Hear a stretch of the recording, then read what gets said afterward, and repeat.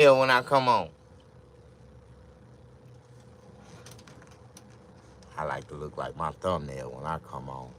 How y'all doing? Push that like button. Y'all know me. Too early in the morning not to know who y'all watching. Another day, another dollar, ain't it? Yep.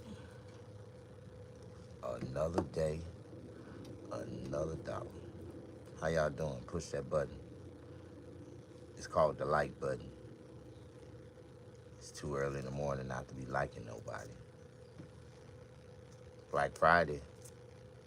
Today is Black Friday. I'm about to tell y'all the true definition of Black Friday. How y'all doing? Push that like button. Chevy on sixes.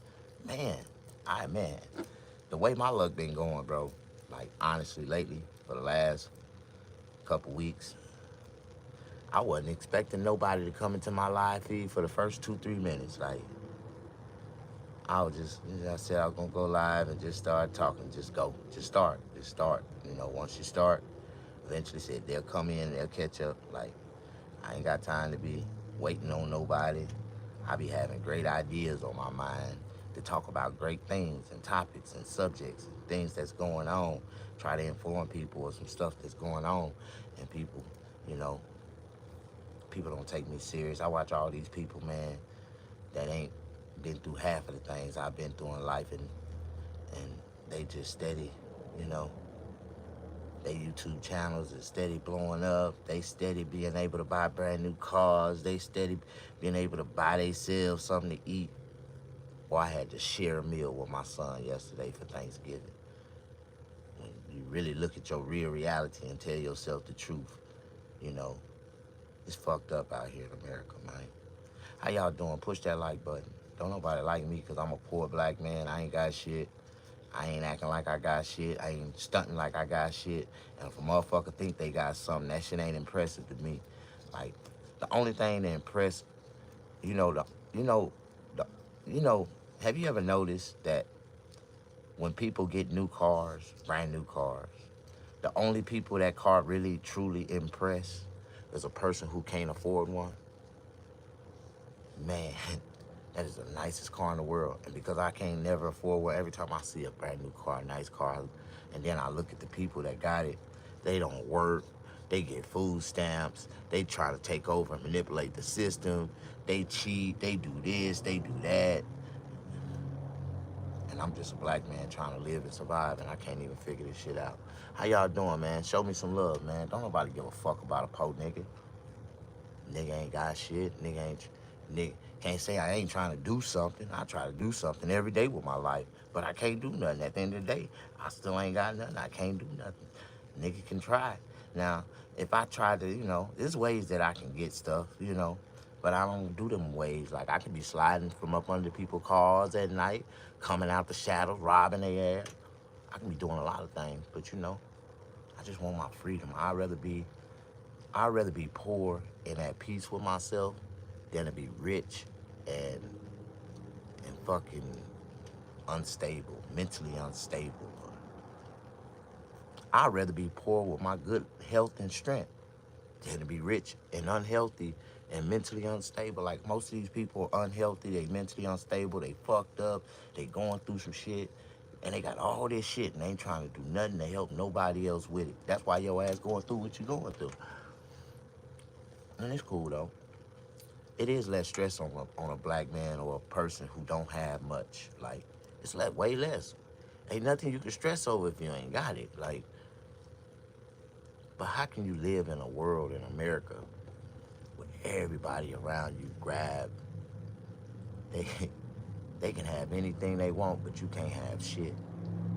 That's the way every black man in the world feel right now. Like, I'm not the only one. I'm talking about real black people that's stuck in this life, just stuck.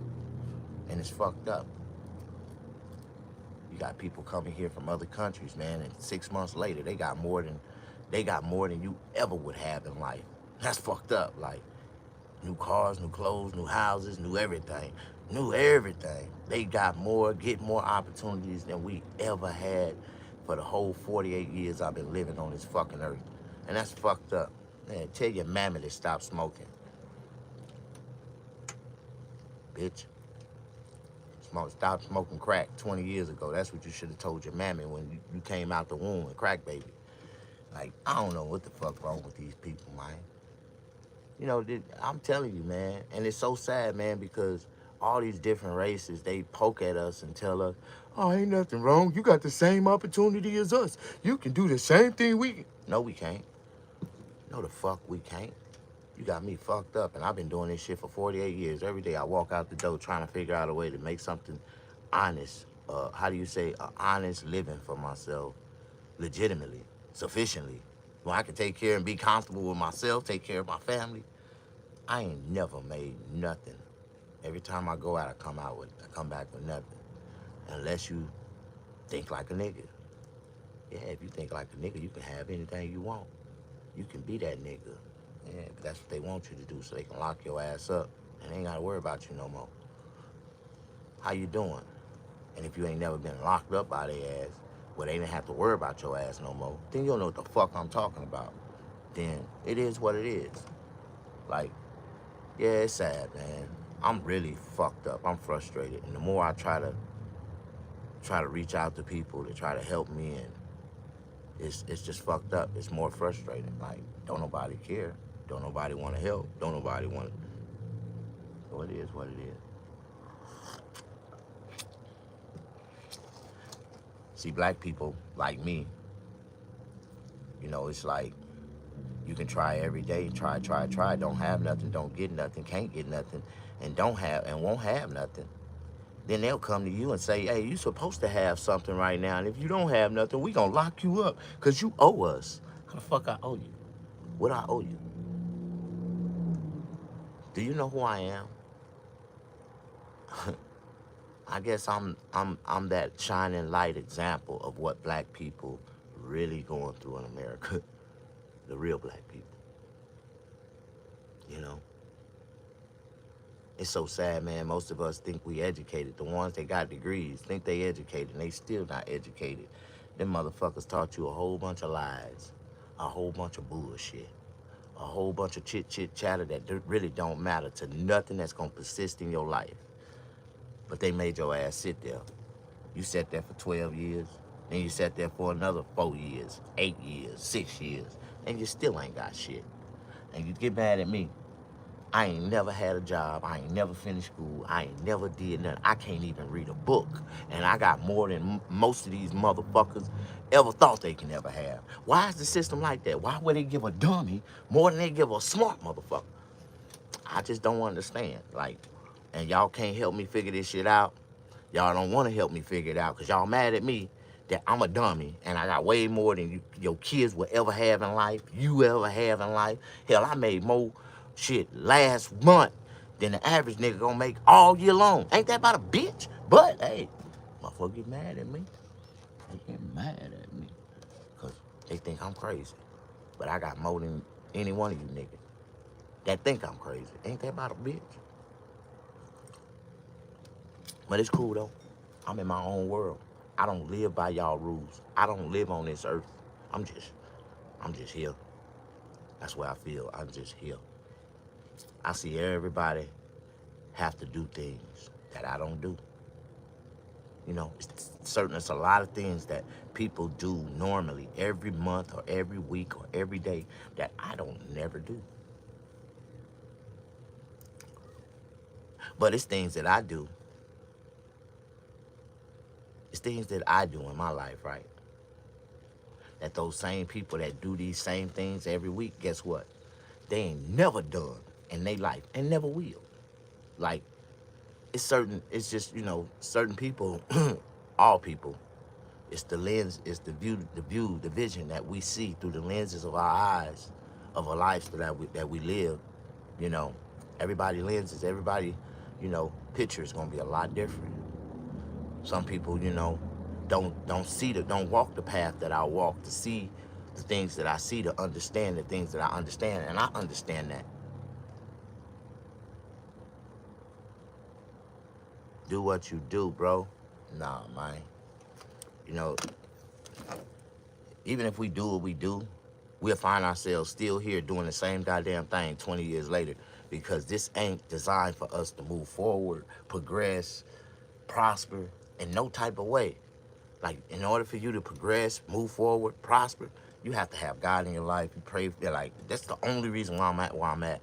And people just don't understand the friction, how you get to where you at, what you doing, how you doing all this, and you ain't got nothing. Man, this is really the work of God, manifesting in y'all face. That, you can turn your back, you can spit on a man, you can beat a man, you can take everything a man got, you can take his name, you can take everything from a man, but a child of God cannot be stopped. You know what I mean? Like, they done stripped me from every damn, don't nobody, like, y'all really don't understand what I go through every day as a black man in America. The things that the average person can do, I can't do.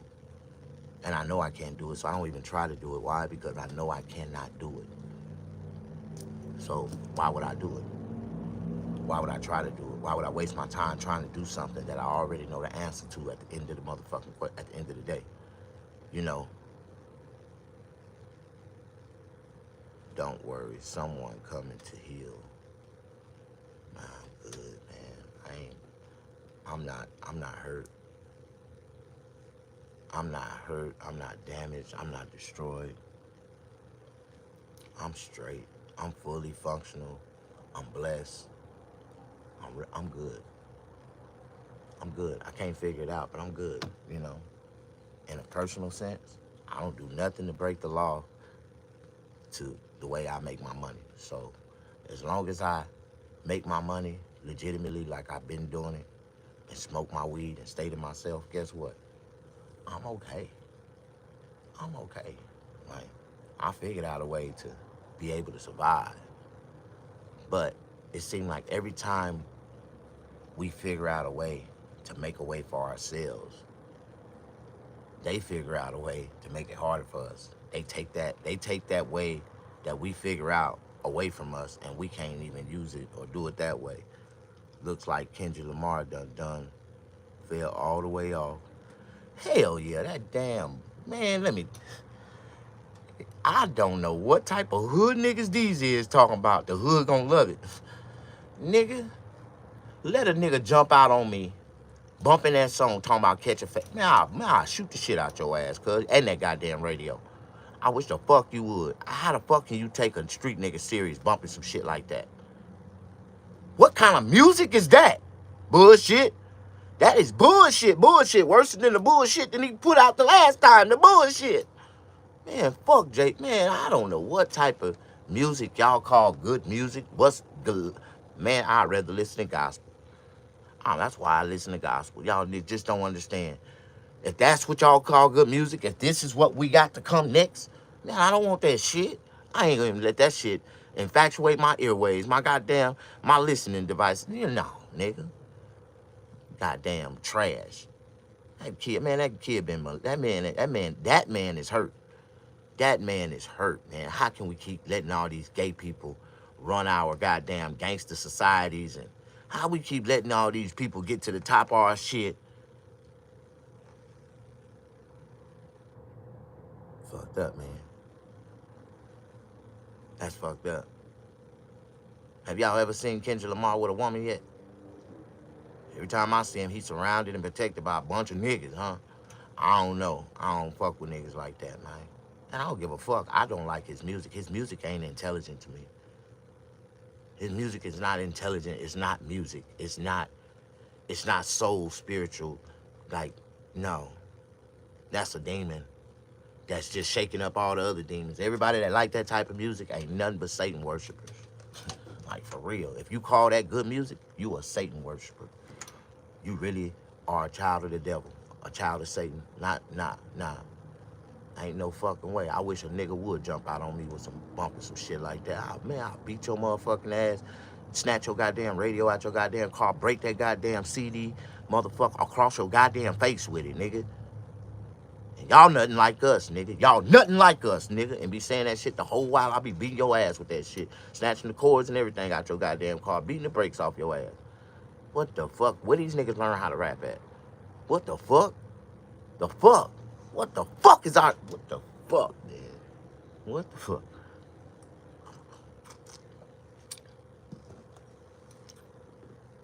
What the fuck? The hood gonna like it, huh? And if they do like it, every motherfucker that like it, gay as fuck. See, in our era, there was a thing called gangsters. Gangster niggas. Gangster rap. Street niggas. Hood niggas. Gangsters. Like, nigga, y'all must don't know what a gangster is, man. Like, nah, man. We don't get down like that. We don't even let that type of shit play in our room, player. Nah, player, we don't play like that, bro. Nah, real gangsters don't move like that. Nah, we cool. We cool, G. You can get that goofy ass shit away from us. That's that goofy ass shit. Like, nah, we gangsters, bro. We like to be cool, calm, collective, and selective, and motherfucking players. Like, that is not player. And you take your ass back to the Himalaya and rewrite that shit and re-record that shit, player. Come up with some player shit, player. What the fuck, player? What the fuck? He sounds like a period that learned how to rap. He damn sure do, man. That nigga.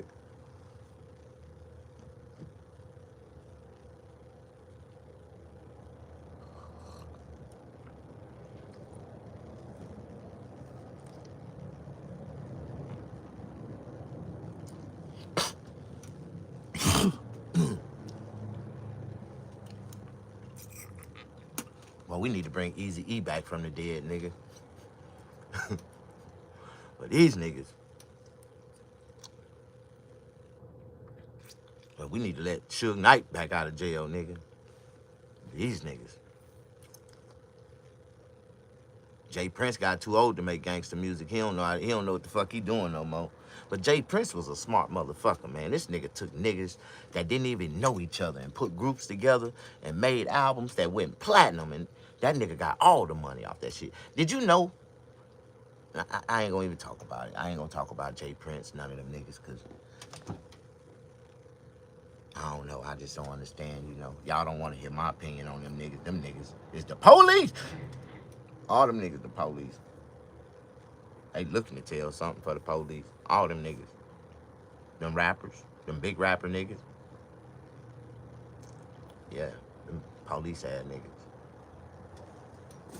You see what they did to Young Thug gay ass? Boy, they exposed Young Thug. He ain't as a thug as y'all thought he was. Boy, that nigga got the talking, got out wearing them damn heart printed goddamn shorts and shit, and pink goddamn swim trunks and shit. Like, man, with goddamn flowers and shit in his goddamn dress. Like, y'all niggas, boy, he ain't that thug of a thug now, ain't he? Boy, they broke their whole thug representation down, didn't they? Goddamn. Okay, man, y'all don't know nothing what I'm talking about right now. I ain't got no respect. I don't fuck with none. I don't like none of them niggas. I don't like none of them niggas. All them niggas is how do you say, it's distortion to our generation, to our children's ears with that bullshit. I blame Tupac for fucking my whole life up. I blame the people, the music executives that allowed Tupac music to even come out onto the streets. Like, somebody, we gotta come up with a class action lawsuit and sue these musical companies for distracting and distorting our children and generational youth, destroying our youth fucking opportunities in life and fucking up everything that we got. Like, who gonna fucking come together and let's start suing the motherfuckers who's really responsible for the destruction of our race? Like, ain't nobody. Can't nobody. Don't nobody want to hear me. That's cool. I'm gonna sit right here and sip on my motherfucking coffee.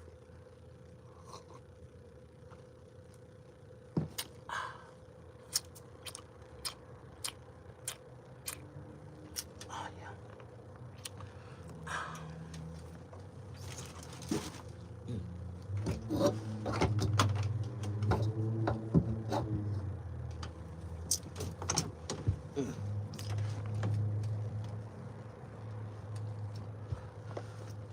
There we go.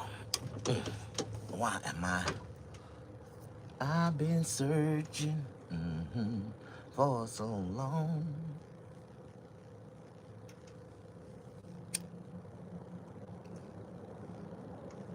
How y'all doing, man? Let me go and get my mind right. Calm down. Let's get this mind right. It's all that micro-dosing mushroom. psychedelic and such.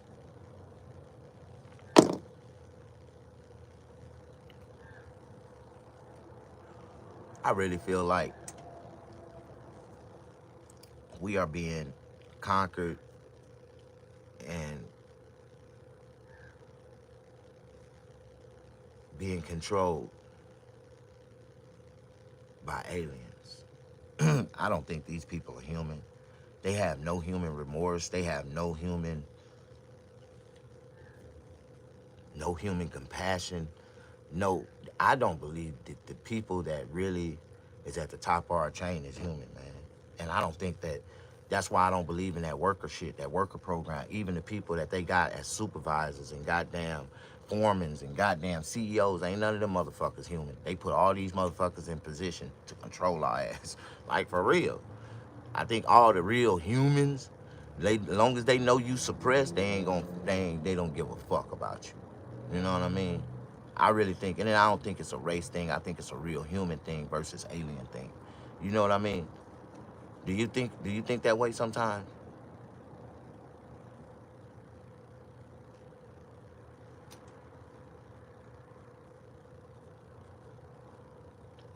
You said what? It's all that microdosing, mushroom, psychedelic and such affecting hormones. No, man. Have you ever tried mushrooms before?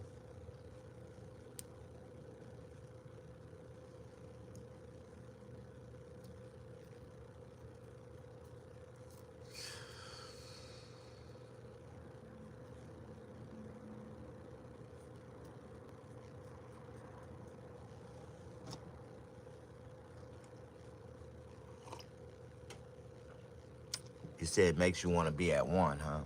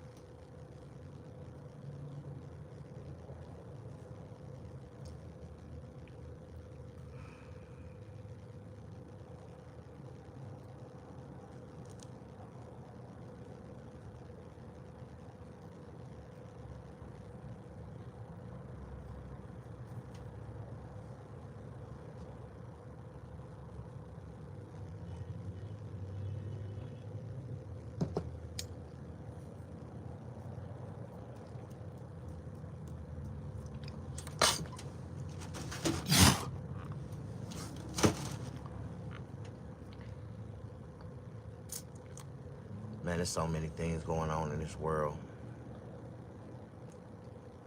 So many people don't know what's going on in the world. How you doing? Push that like button. Show me some love. What's up, Chevy? Chevy on 26s. Man, my boy.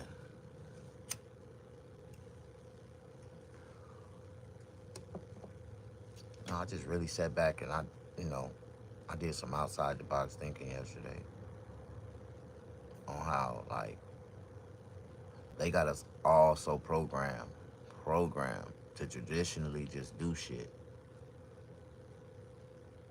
I don't think it's aliens, but it's definitely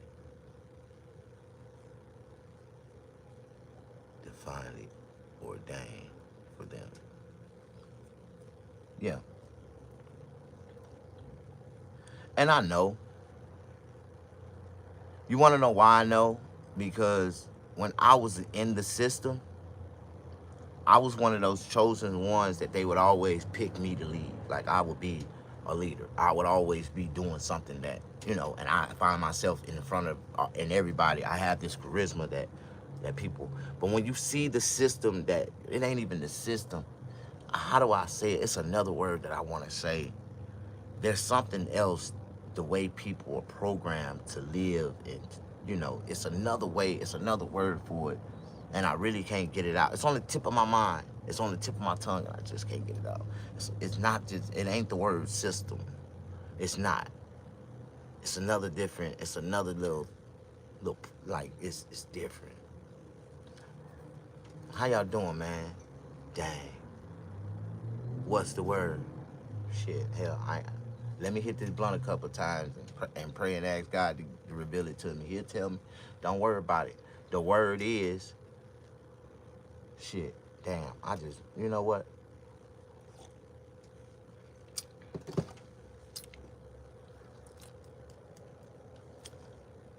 Lord, whatever you're doing in the season, please don't do it without me. Yeah.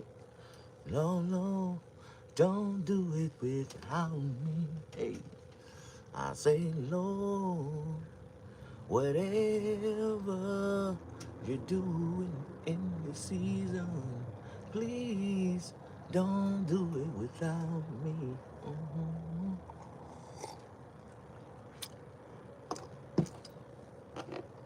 Yeah, man, how y'all doing, man? Do you see me? Do you see me right now, right? I just wonder, in this life that we live right now, will I be able to be more than a conqueror? I want to be more than a conqueror, bro. Like, do you understand what more than a conqueror is? Like, it's good to be able to conquer something in life and be able to, conquer your dreams, finish school, live life where you can be able to conquer life. But I want to be more than a conqueror. You know what I mean? I really wanna set a mark on this earth, man, that's so goddamn dominant that people would talk about me more than they talk about Martin Luther King in a good sense, not a bad sense. You know, a lot of people think that they talk about Martin Luther King for good sense better than bad sense. But in reality, more people talk about Martin Luther King for the bad shit that he was. See, we only look at the projection that they put before us, the person before our eyes. Martin Luther King, the king of civil rights. Yeah, that was not who that brother actually was in reality. Like, nah, he was intelligent. And by time he caught on to what they was using him for, it was too late. You can't go against the grain when you've been going with the grain all this goddamn time. So if you don't continue to go with the grain, the moment you go against the grain, they gonna knock your grain off, and you ain't even gotta worry about even participating no more. You know what I mean? What strand am I smoking on, bro? Look at here. Look at this shit right here. I'ma bring it in real slow because I got an iPhone, and my camera do some HD shit, but I noticed that I gotta bring it in real slow for you. Now I wanna bring it in from this, cause the camera, it's like focusing on me right now, right? Watch this, I'ma do this. There we go. And I'm gonna let the camera focus on this right here, right there. I'm gonna hold it upside down the same way. I think my camera is. There we go, there we go. There we go. There we go. There we go.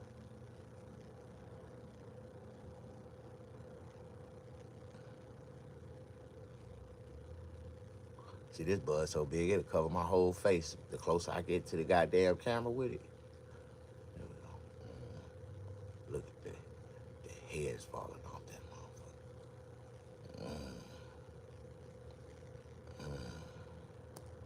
Boy, I got that thing on a spindle right now. Boy, look at that thing on that spindle right there. Oh my God, look at this right here.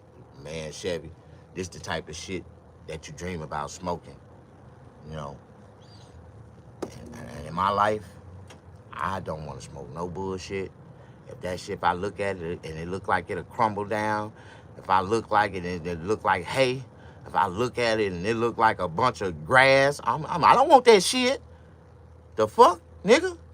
That is not the type of medical grade marijuana I like to put into my body. Like, ain't no fucking way. Broke ass niggas. Real weed costs. Like I tell people, real weed is expensive. Real good high grade marijuana, and that shit costs more than goddamn cocaine, nigga. What the fuck you mean? Like, that shit really expensive, nigga. Like, the fuck you mean? And if you can't afford it, then you smoking grass. I ain't mad at you. I smoke gas. You niggas smoke grass. I smoke gas. I don't know what the fuck.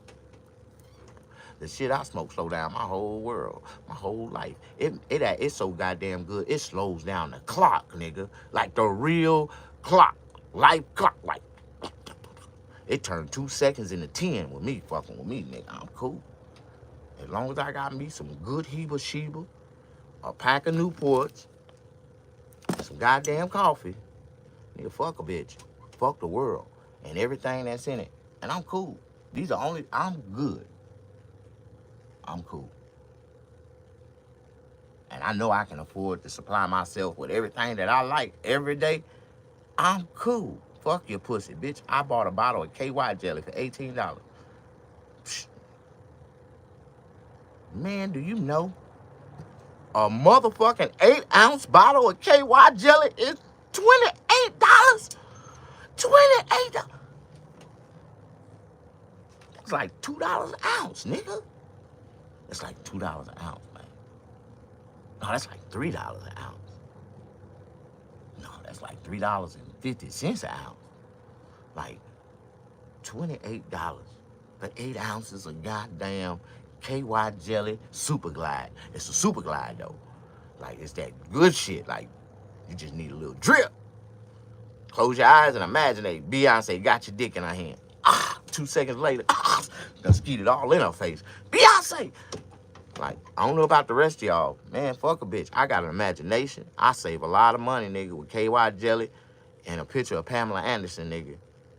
I don't need y'all hoes. Y'all bitches want money. I'm good. Am I the only one? Yeah, that Super Glide, nigga.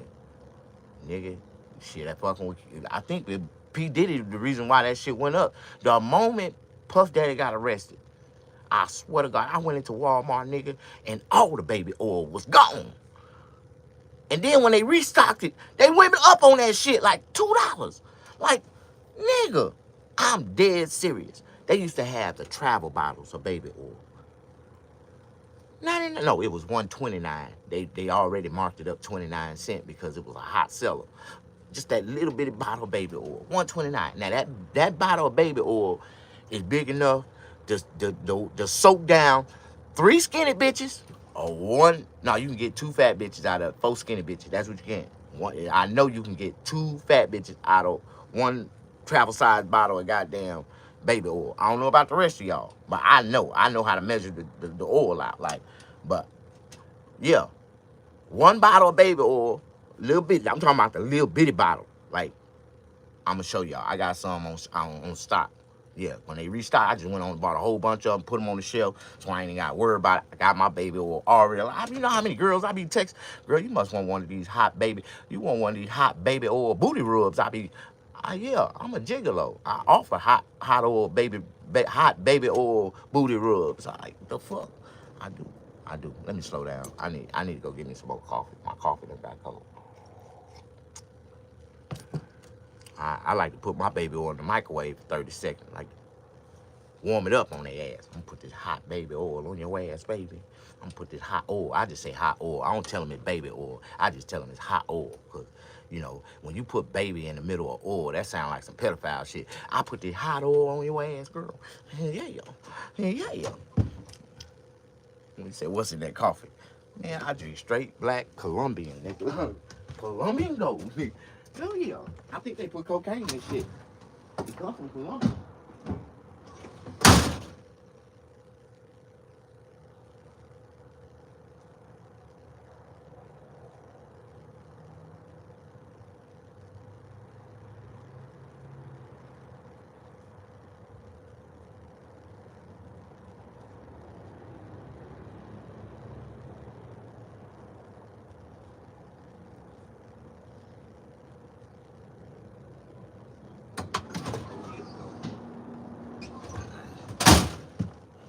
Shit. Thank y'all for coming in, pushing that like button for that commercial break. Y'all had to go get me some coffee, man. Reset. That was my second. That's my second cup. So this third cup. The more cups of coffee I drink, the more vibrant I become. And some people say I become funnier. the more coffee I drink. So y'all just sit back. We just chilling. That's all right now. What was I talking about before I left?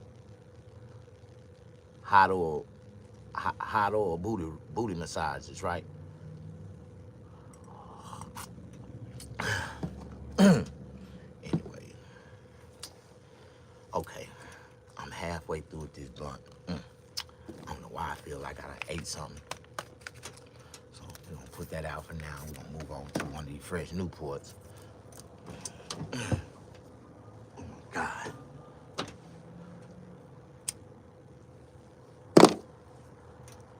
Oh yeah. Oh yeah. No. Oh my God.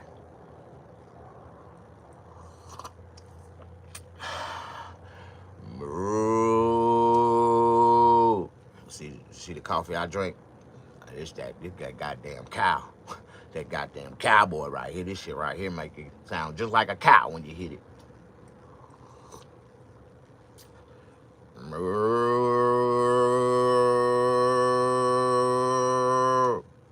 yeah.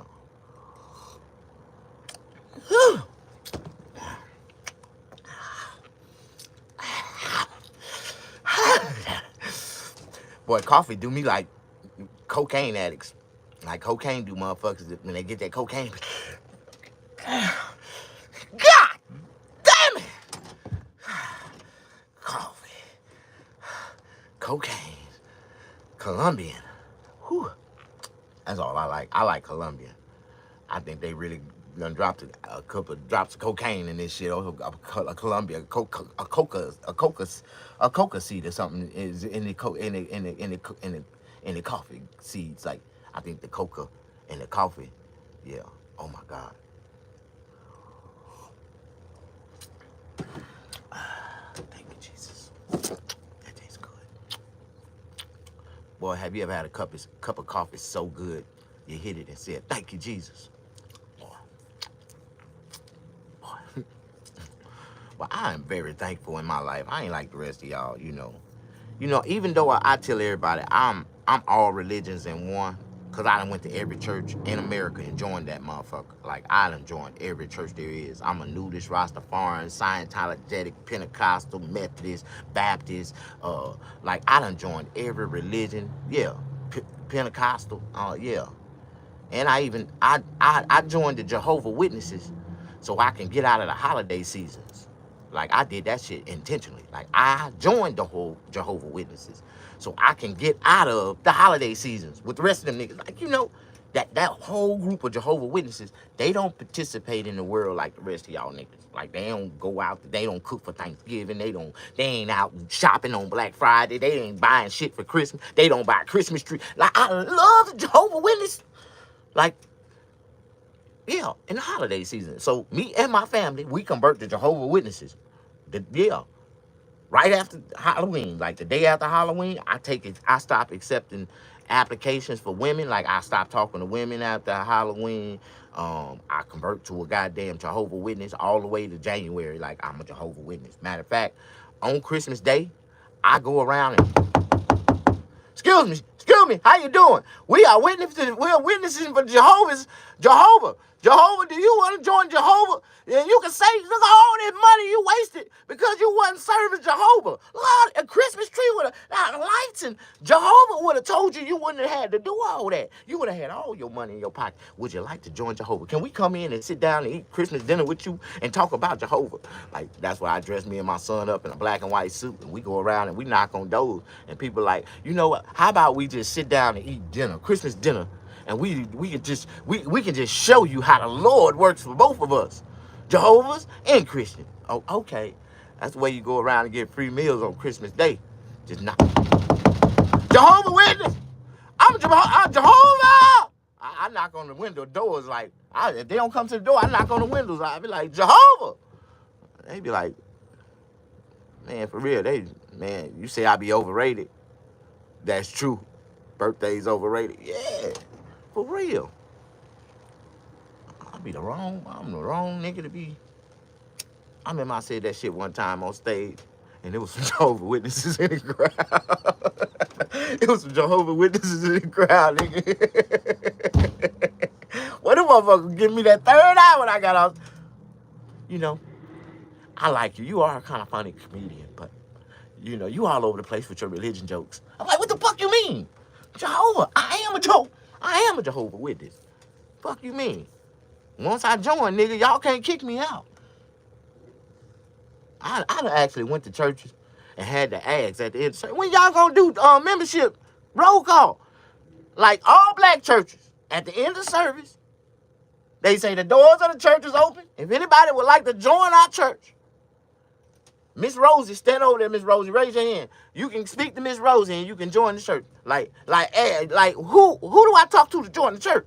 Y'all ain't gotta open, like when, you know, most black churches, like our black church, when we opened up the pulpit, the doors of the church, when we opened up the altar to the congregation at the end for mega prayer, like if anybody feel like they need their soul touch right now, if you feel like Jesus ain't came and answered your prayers, come up here.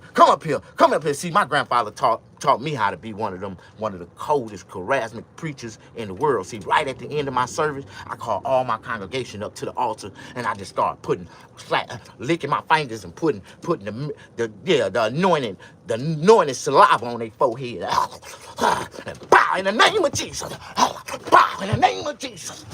In the name of, and boy, I swear, people was falling out. Oh, thank you, Pastor. Pastor Slam, I felt the Jesus. When you hit me, Jesus, I felt Jesus come through my body. That's what my congregational members used to tell. Y'all know I went to jail for being a preacher, right? Yeah, because I told them my cum was holy. Well, the women started to believe that my cum was holy. And they were chasing me all throughout the church, trying to suck my cum about me, trying to suck all the holiness up. And somebody went and reported me, talking about, I ain't had them women doing all that. Like, I know y'all seen I told y'all I was famous. I was famous for going to jail a long time ago. I was on Cops. I was on Police Scary Car Chases. I was on Crooked Preachers that went to jail. Like, like, for real. You ain't never known. Man, damn, I'm too old, man. Y'all niggas don't know nothing about me. I done been on TV. I done been in all kind of TV. Like, they used to play my episodes. I guess my episodes were so good. They used to always replay them, like, and people, I guess they requested to see them again because they kept replaying them up. And guess what? Fox ain't never paid me for not one time that they ever aired my face across their goddamn TV. Like, I think I gotta find me an entertainment lawyer to come back and sue Fox. I need to go back and sue J. Anthony Brown, or Steve Harvey. I need to sue all these motherfuckers that was blackballing me, like, for real. Like, I really need to go. I need to get me a good entertainment lawyer, and I can't find one to save my life. Good damn, god damn it. I got some money on the Verizon. I'm gonna get that money. Even if I win, I'm telling you, I really didn't even want your money. I just sued you, motherfucker, because you owe me that. That's my money anyway, so, but I really didn't even want your goddamn money.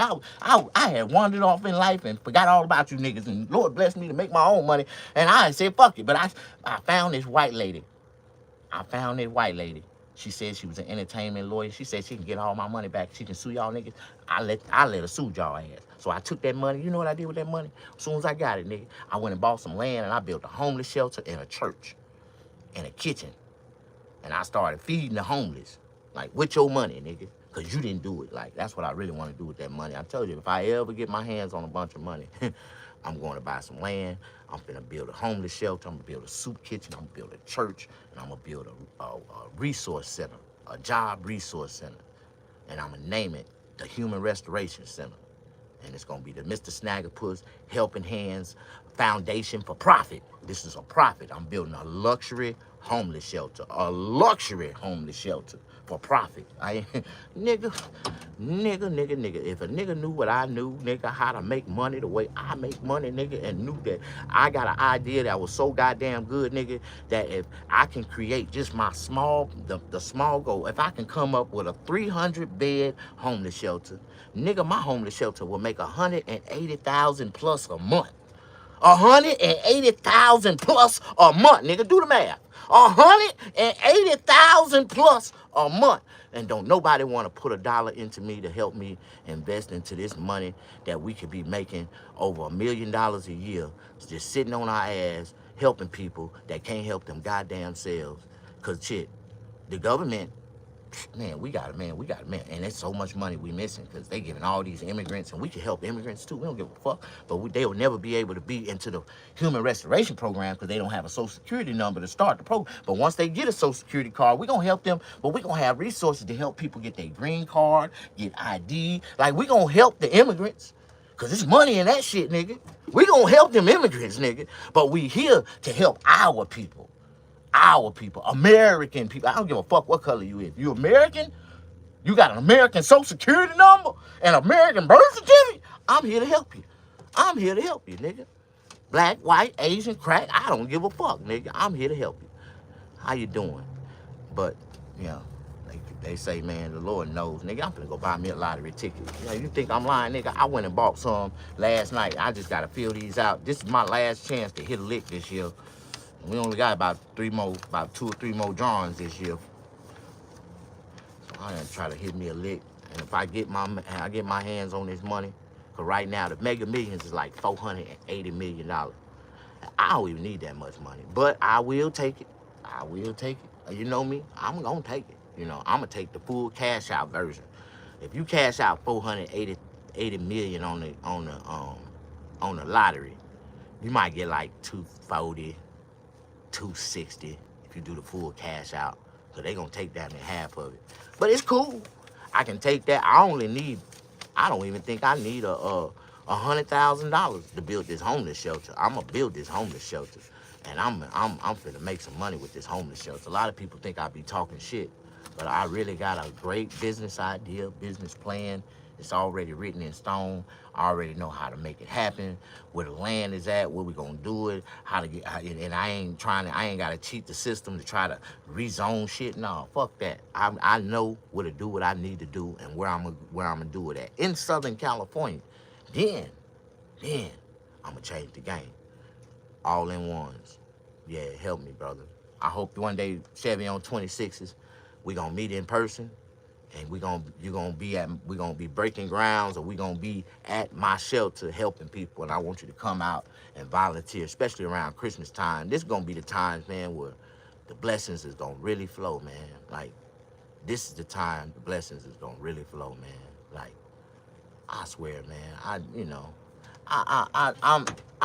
I love the things that we do in our lives. Like, there's nothing wrong with participating and imagination, and how do you say fairy tales. Ain't nothing wrong with, you know, living in fairy tales and dreaming and thinking that it's, you know, that Christmas is Christmas and Thanksgiving is Thanksgiving. That's a fairy tale. If you believe into those holidays, you believe in fairy tales. Like, so ain't nothing wrong with living into those lives like that. Ain't nothing wrong with that. You know what I mean? What's up? Woken. Chris, Cola.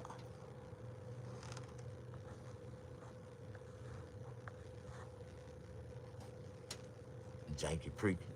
What's up, man? Come on in. Push that like button. That's all. I'm just getting started. I ain't really even said shit yet. I know I've been on here for 48 minutes.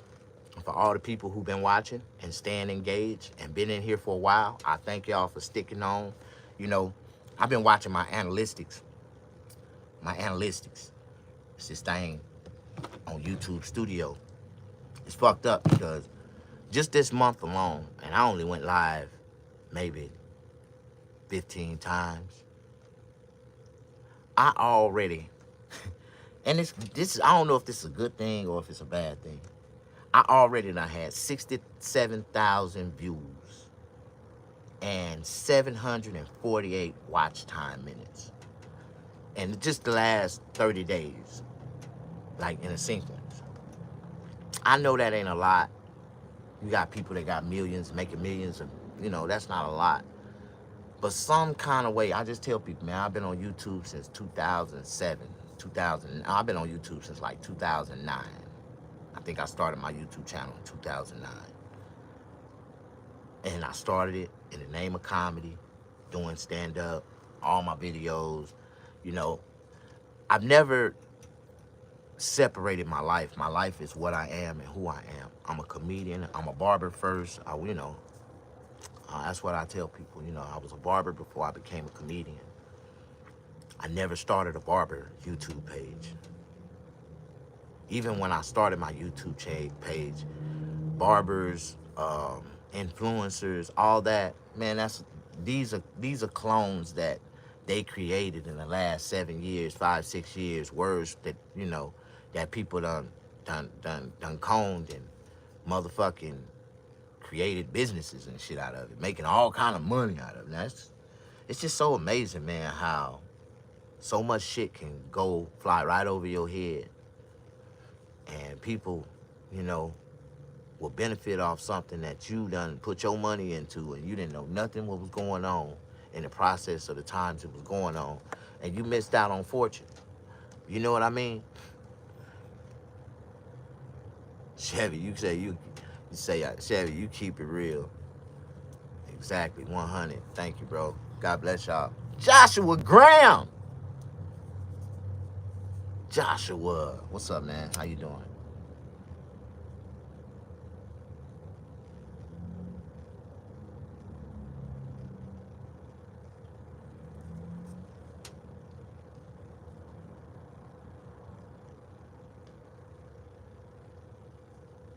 Man,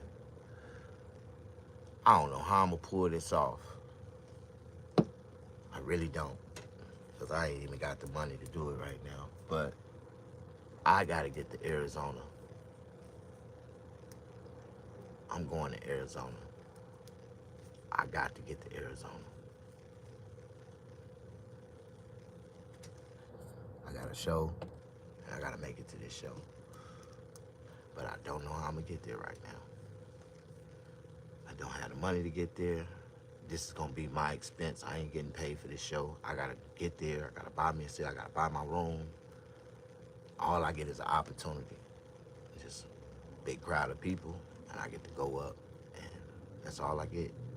But I'm gonna do that. Like, I ain't did nothing big in 2024, and I ain't been nowhere that I was wanted. But this is a show that I can go to. The crowd they want to see me. People love me. I done been there several times, and I'm by high demand. They've been requesting for me to come back, and I still haven't been able to make it back because I can't afford it. The promoter's a good dude, but he ain't got no money. He trying everything he can do to make shit happen. I ain't, people gotta understand, a lot of people don't understand, some of the things that, promoters and comedians and a lot of people do just to make shit happen. Even if we don't have a good show this time, if it's good enough to make enough money to have another show for next time, the next show will be a little bit better. But this is a show, man, that I really want to go to, and I'm gonna make it. Even if I just jump on the Flixbus and just ride out there, I'm gonna give me I gotta route my route out. Like, no matter what, I gotta get to Arizona by December 2nd. I'm gonna be in Arizona. Yeah, so so anyways, I'm just talking right now. That was a thought, something that was on my mind deeply. I would really be disappointed with myself if I don't make this show. It's just that this is just something that I really want to do, and when I want to do something, it's like treating myself to a gift. Like, it's cool. Like, I done had some, like, my best experience in stand-up comedy was in Arizona, and because that's the state that allowed me that accept me. You always want to go places you want.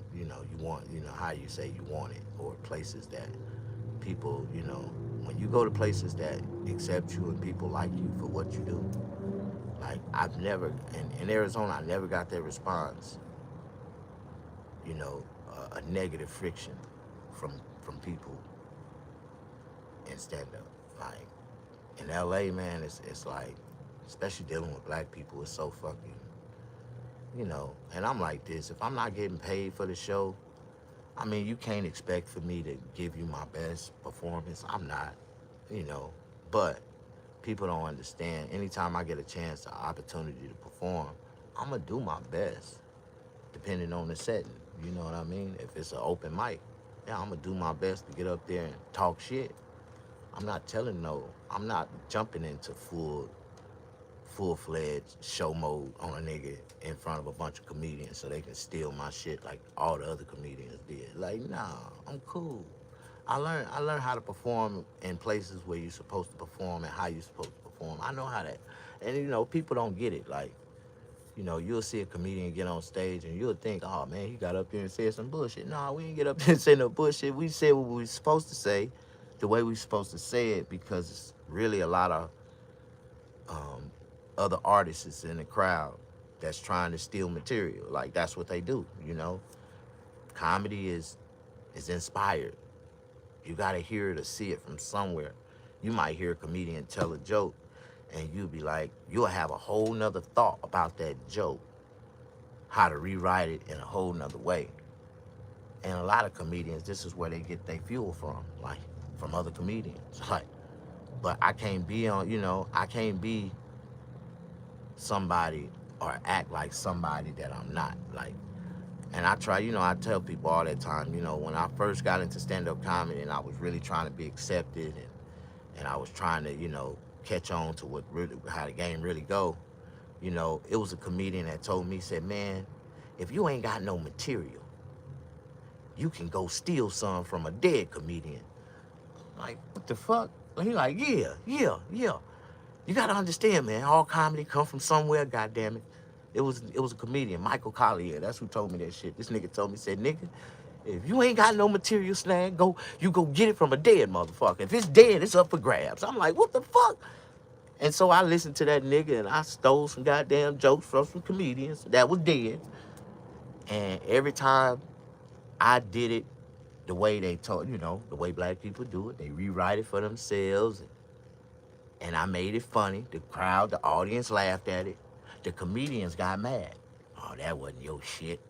Oh, nigga, yeah, that's, yeah. I'm like, what the fuck? Like, but at the same time, you know, if you don't understand, like, you can't make everybody happy. Like, in the beginning of Cat Williams' rise to big, you know, to big fame, a lot of the jokes that Cat Williams said were Richard Pryor jokes rewritten, or Red Fox jokes rewritten. Yeah. And a lot of people listened to it. They heard him say it. And this generation of people think that Cat Williams was the creator of that material, and he wasn't. I'm not mad at Cat. Shit. That nigga was a crackhead. Well, he was a bum-ass nigga just like me. Didn't nobody take that nigga serious. Snack it too fast, motherfucker. He was doing the Cat in the Hat show at the goddamn Hollywood Bowl, and motherfuckers just, some kind of way, that show blew up. And Ice Cube ended up there one night, and it was a wrap. He ended up in Friday. And when that nigga came up from under that toilet with that nigga nuts in it, and them goddamn, when that nigga came up from under that toilet with that nigga nuts and them goddamn vice grips, a star was born. A star was born.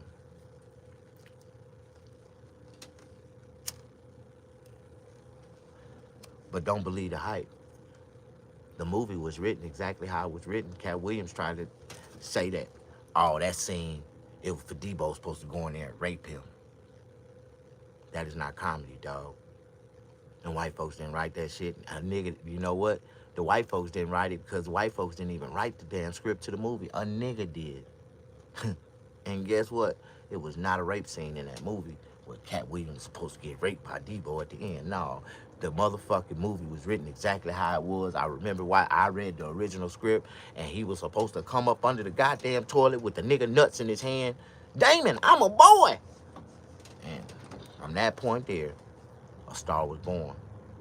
But so many niggas is so infatuated with the hype, so infatuated with the lights, they couldn't even see that the nigga, all the shit the nigga did, the nigga just waited on that greatest opportunity, and he cut them goddamn cut jokes that, and I got them same cut jokes. When you go to the international stage, nigga, you gotta know how to really go cut, and I know how to cut, nigga. I've been doing this shit for a long time, and I've been waiting on my opportunity so I can shine. But when I do shine, nigga gonna be like, oh, nigga, you know this new comedian, Mr. Shine? No, that nigga old, nigga. That nigga been doing comedy for 20 years, nigga. Like, for real? All of a sudden, that's what happened. When y'all see these comedians so-called blow up and, oh, man, if he a real stand-up, nah, nigga, that nigga been doing comedy a long time. They finally went and got that nigga. They finally went and got him. Like Michael Collier, he been doing comedy a long time. He ain't nowhere where he's supposed to be. But they went and picked him up because he's supposed to be somewhere. So they can't let niggas like that right now in society walk around like they ain't shit. Like, for real. So it's a market behind him. Like, he got a good PR firm. He getting paid. He got motherfuckers selling his name. He in shows. He in this. He doing this. He doing that. That's the market of entertainment, man. Like, you don't understand. Each one of those people are being sold, and they only work with the people that they being sold with. So it's like, it's a marketing thing, and I ain't mad at them, because once I get my people behind me and we start marketing and connecting and people, it's all about that brand shining, that light shining, they gonna want a part of it. Like, and I just want some people behind me, man, that's, really deserving of the type of money that come behind, being behind artists like me, being behind people like us. Every position that, that is held inside of my entourage, if I was to blow up in the comedy world, it's an entourage. You gotta have your entourage. Don't get it twisted. Everybody that get paid out of my money will be truly deserving for that money. My money just don't go to random people that they select to come in and work behind the scenes for me. No, no, no.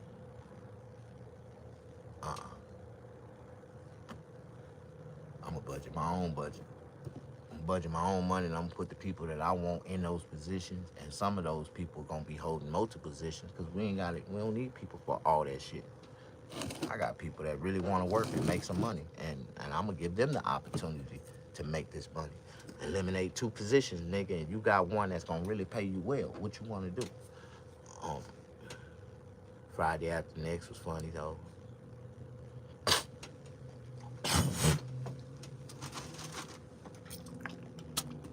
No, it wasn't. It was cool, but it wasn't. One thing you notice about those type of movies, once they the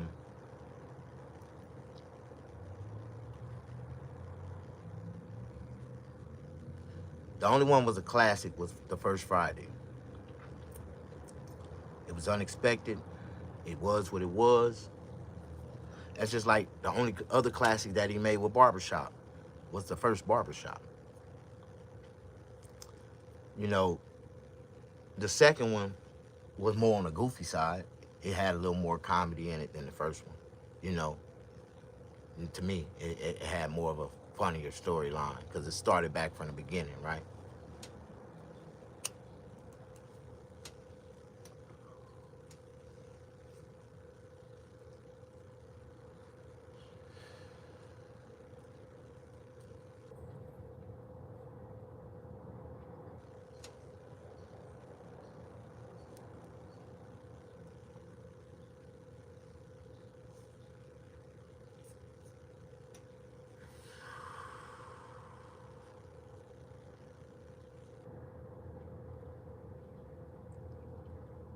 But see, what people don't know about me, man, and I try to share this with people, the same way I got an idea for a lot of things, I got ideas for movies. I got a comedy movie that I wanna produce. And I'm not gonna be greedy with this comedy movie. I tell people all the time, man, I got a comedy movie that I wanna produce, and I wanna give it to the world as it's cool. It's gonna do real good in the box office, all that shit. But I wanna give that to the world as a present for what's yet to come. Like, you know what I mean? Like, and I wanna make a classic. Like, ain't nobody making classics. Everybody just trying to rush through some shit. Nah, I want to make a classic so goddamn funny that it's funnier than Harlem Nights. I think, to me, honestly, Harlem Nights was one of the coldest comedy comedian movies that was ever created. The second coldest to Harlem Nights was Eddie Murphy Coming to America. And they haven't came out with the second Harlem Nights yet. It's coming. I bet you it's coming. They finna fuck that movie up too, because they done fucked up every one of our greats. But just imagine, Harlem Nights had comedians. Every comedian that was in the game at that time was in that movie. Even little bitty underrated comedians, all in between. Like, and when you put a movie with an all comedian cast in that motherfucker, you gonna come out with something so goddamn great. It's gonna be hilarious. Like, and I'm talking about real comedians. Like, but I want to do a movie, man, and I know this movie gonna be great. It's comedy. It's comedy. Just the name of it is comedy.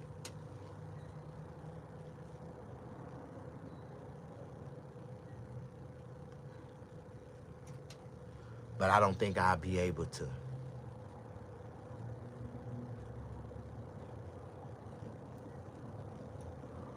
I think I could, because subliminal messages are what they are. And I ain't gonna lie, man. The name of the movie would be called Noober. Ninjas who can't work for Uber.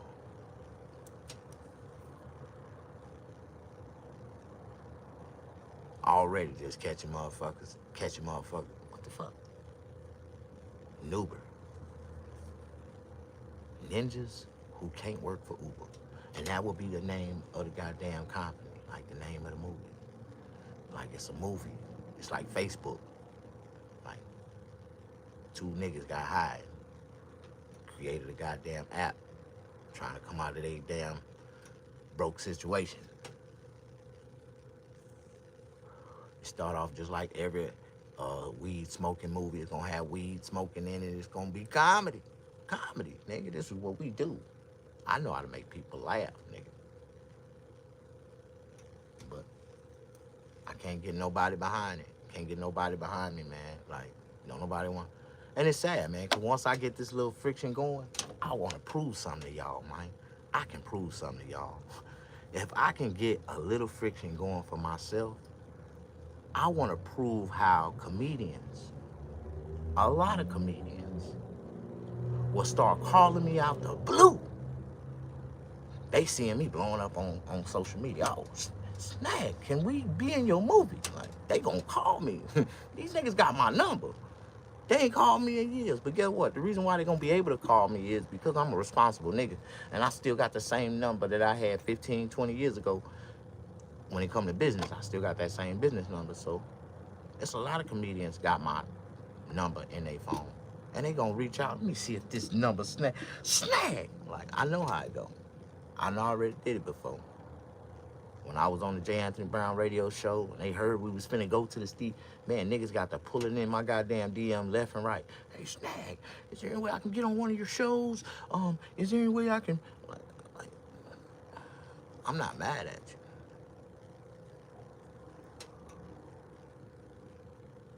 All the Uber drivers never pick up clients. No, they gonna pick up clients.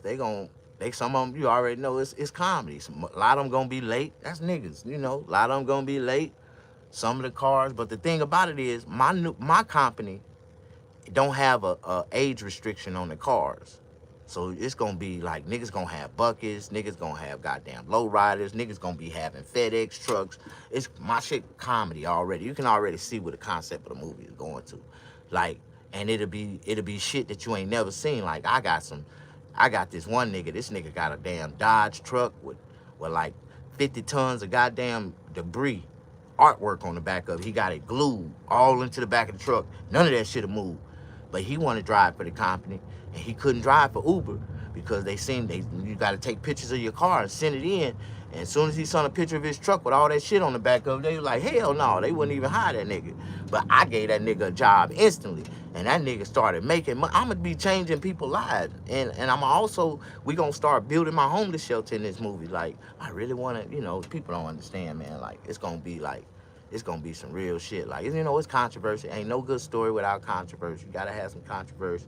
So I'm gonna end up going to jail in this movie, and it's gonna be just like Larry Flint. You know, like everybody had to fight. You know, everybody had to fight. You know, I'm gonna go all the way to the goddamn Supreme Court, and I'm gonna end up at the goddamn Congress. You know, make statements in front of Congress. Like, it is gonna be what it is. But we're gonna blow up. You know, Uber gonna sue me. That's what it is. Uber gonna lawyer up and sue me. You know, trying to tell me that but, you know, in America, you know, because you can slow down a beat.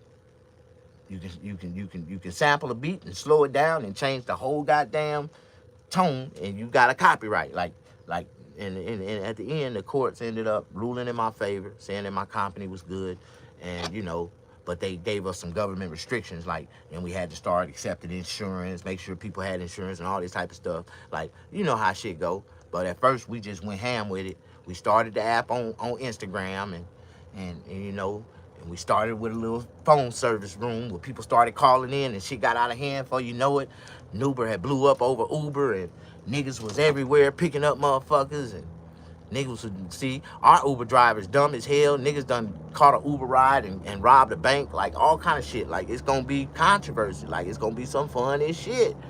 And, you know, instead of the Uber driver getting scared, this nigga end up participating, put the police in a high-speed chase, get away, and end up robbing them for the money. Like, it's gonna be some comedy in this shit. Like, niggas don't understand. Like niggas, like that. And yeah, like, don't worry about it. Like, I got, you know, and I ain't fully completed writing this shit. Like, and a lot of these scenes, a lot of the scenes is in my head, so I ain't worried about nobody duplicating my movie, because,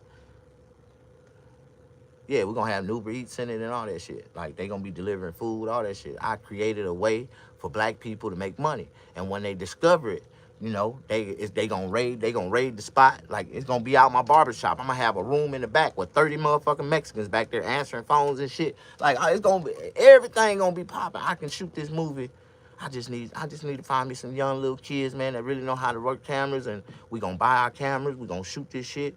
Like, we investing into ourselves for the future. Like, we gonna buy all the equipment to shoot all our shit. We gonna shoot our shit. We gonna edit our shit. We gonna shot, and we gonna drop this shit on Amazon, nigga. That's what we gonna do. Even if we don't sell it but a goddamn $1 a copy. Shit, we gonna sell 1 million copies of this shit. Niggas will support. There's 1 million niggas that will buy this movie for $1. Like, we gonna make some money. And we'll take this money, we're gonna invest it into our homeless shelter. Then I got some other movies that we gonna invest into, and I ain't just gonna reveal those like that. But I'm gonna be like Tyler Perry, and I'm gonna give y'all a good one, and people gonna respect my shit from that forward. They go, oh, this nigga, he funny. Like, I hope so. Like, but I want to give other people, other comedians opportunities. It's going to be a whole bunch of underrated comedians in my shit that y'all ain't never heard of, but they going to have some nice little rose parts in my shit that's going to be funny. And I tell everybody, if I put you in the game to blow up, nigga, that's on you. Like, after you take off, you know, it's going to be a lot of comedians in my movie that's going to blow the fuck up after our movie is released. People ain't going to, what the fuck? Yeah, I was in Uber. You ain't never seen me? Like, so, because you think about all the comedians that's got real names now, they using them saying, I was in Friday. I was in, like, nigga, that's one thing I do not want to do. I do not want to be famous and broke. You know what I mean? And a lot of these people Ice Cube made famous, and them niggas was broke. Like A.J. Johnson. A.J. Johnson died famous and broke.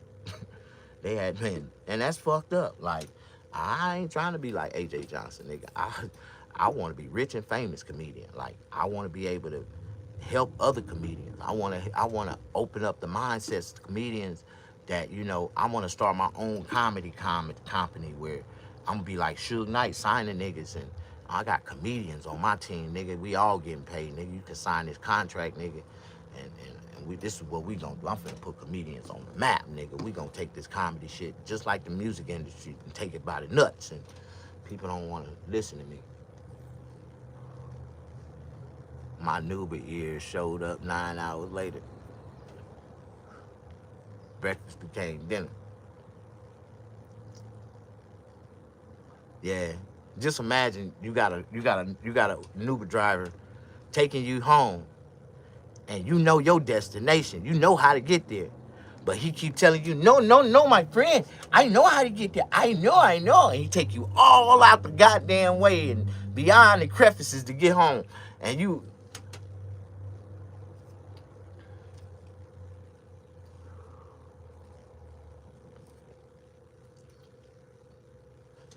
know, me and AJ, we didn't see eye to eye.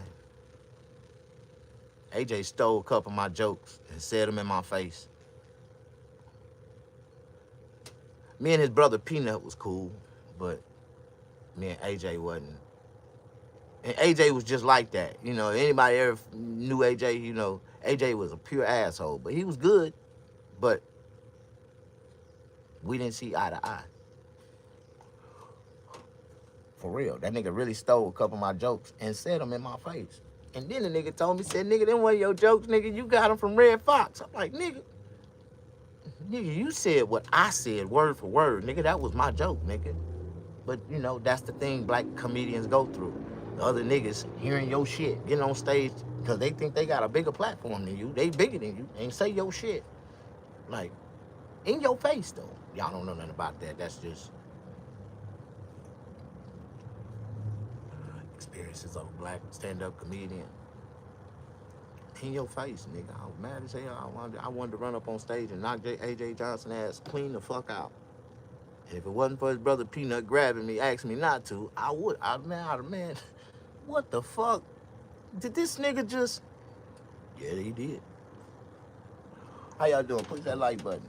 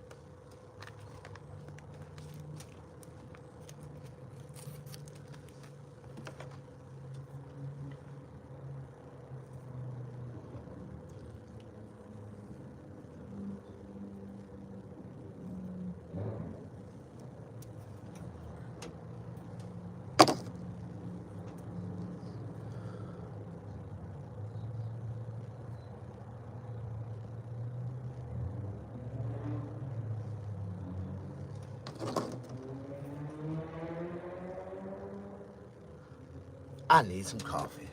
My coffee done got cold. Ain't that about a bitch?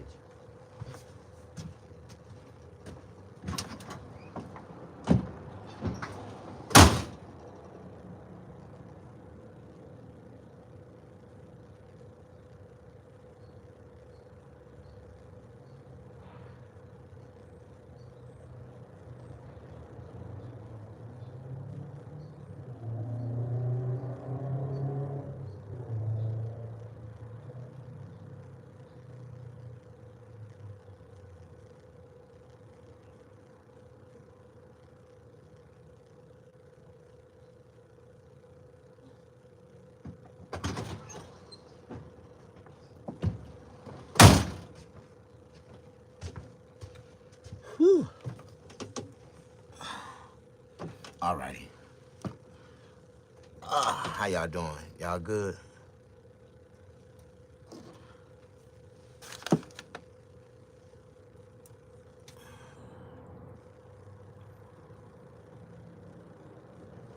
But in the overall, man, you know, even though me and AJ had our differences, I still had love for the dude. That nigga was a pure asshole. Every time I seen that nigga, didn't he? What's up, Snag? What's up, old black ass little nigga? See, any little nigga, see, this is Napoleon's, you know, thing that we go through. Little niggas always we always look at each other like, We like big niggas, but little niggas like. But I tell you, I ain't never lost a fight to a nigga my size, so I ain't worried about no nigga my size, nigga. If you my size, nigga, you don't stand a chance, nigga. I tell everybody, nigga, I don't give a fuck how old you is, how young you is, nigga. If you my size, nigga, I ain't never lost a fight to a nigga my size one-on-one, nigga. And I still got it, nigga. I got that old man strength, so I know what I can do.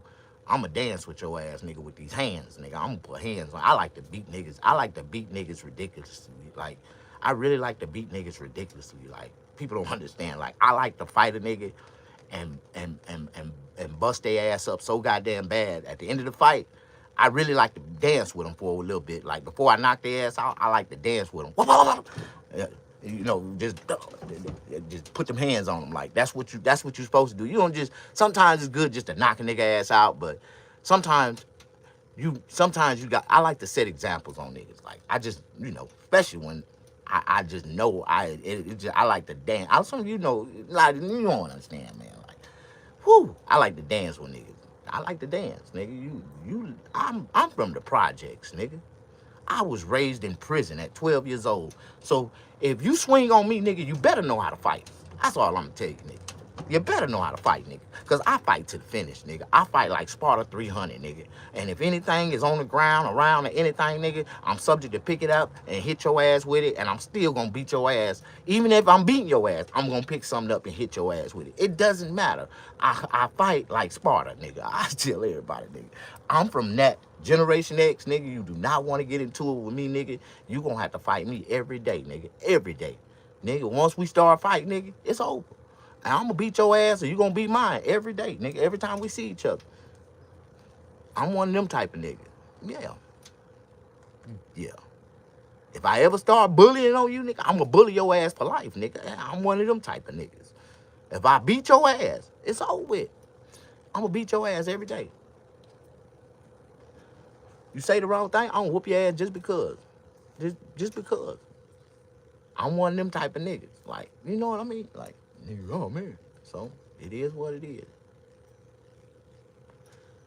One thing about me, man, I ain't never been scared of a nigga. I've been scared of what the fuck I'm gonna do to that nigga. Because after I do it to the nigga, them white folks gonna lock my ass up. I'm gonna have to fight this shit. I'm gonna have to talk to my psychiatrist and shit again. I'm gonna have to explain what happened. I hate to have to, I had to have to, have to speak up for myself. And when I had to speak up for myself, it don't sound right.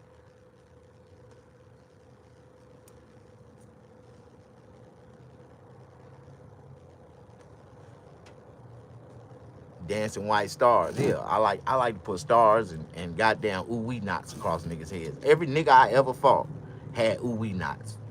For real. Don't let me knock your ass out. Don't go down. Like, if you go down, when you wake up, everybody that look at you gonna be like, oh wee, what the fuck happened to you?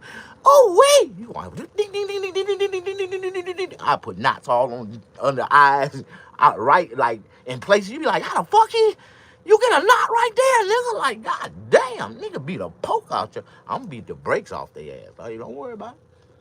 I'm gonna beat the brakes. I'm gonna beat you like your daddy should have whooped you a long time ago. I'm usually a nigga, Have you ever heard of karma?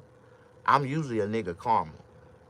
Yeah, nigga ain't never got their ass whooped before. Or they ain't never, got their ass whooped, and just in front of nobody. And they been started some shit with me picking out. I'm like, no, man, leave me alone. I don't want no problem. And I try to walk away, and they're still, and I turn around and open up a can of whoop ass on their ass in front of everybody. It's too late, nigga. I tried to warn you. I asked you. I begged you to leave me the fuck alone. I was trying my hardest to walk away, but you kept on coming, nigga. The moment you crossed that Mason-Dixon, nigga, I'ma always draw a line, nigga. If you ever cross that motherfucker, I swear to God, nigga, I'm not gonna run from you. I'ma charge into you.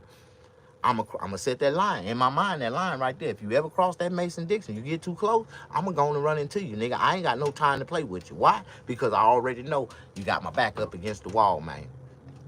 And I'm not gonna let you push me up against the wall, nigga. No, I'm coming up. I need enough room to run towards you so I can have a little velocity behind my force when I hit your ass. Like, no. See, I ain't a nigga to run into the wall. I'ma bag up towards it, but if you cross that Mason-Dixon and get too close, I'ma run into your ass. And one thing about me, I know the dynamics the aerodynamics of a short nigga and a bigger nigga. If I get up under you, your ass in trouble. I'm finna beat the, and you ain't gonna be able to stop it, nigga, cause I know them soft spots. And a lot of y'all nigga chins is soft, right?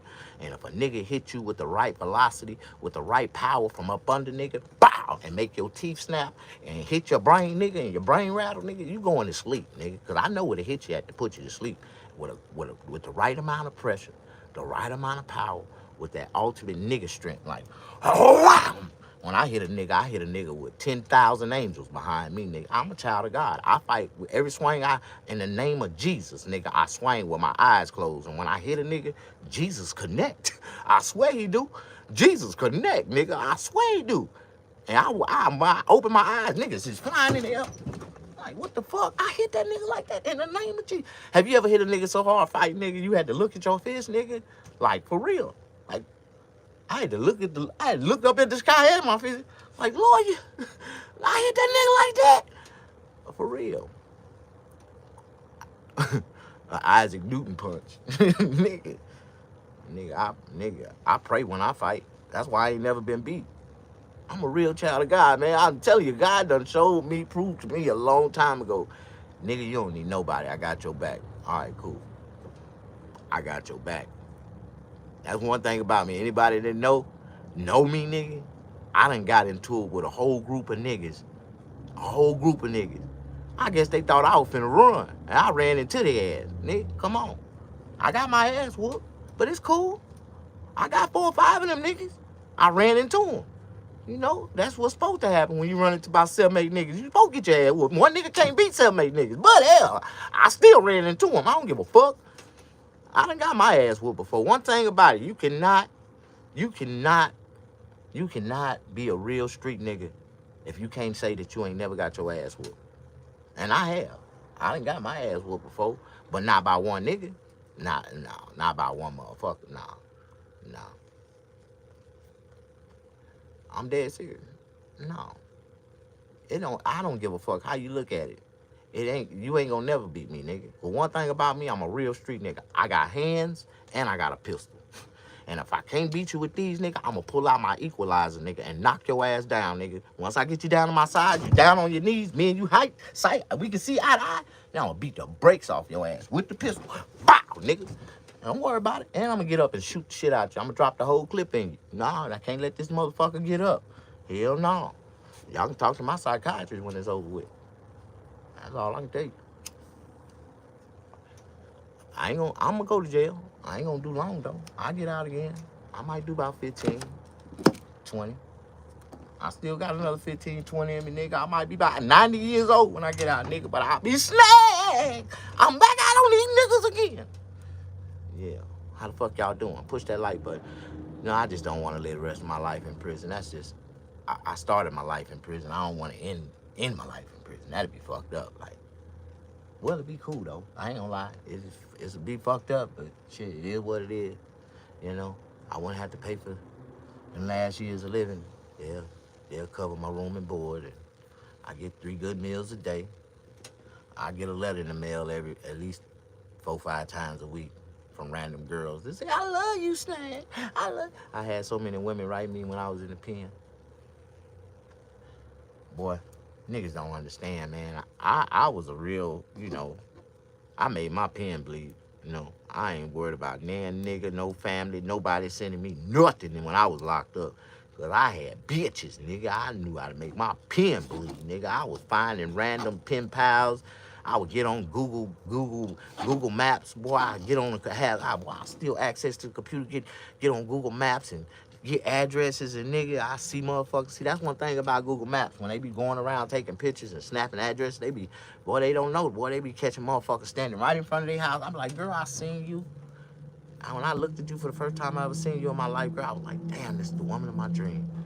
I mean, you know how many 600-pound lovers I done found on my 600.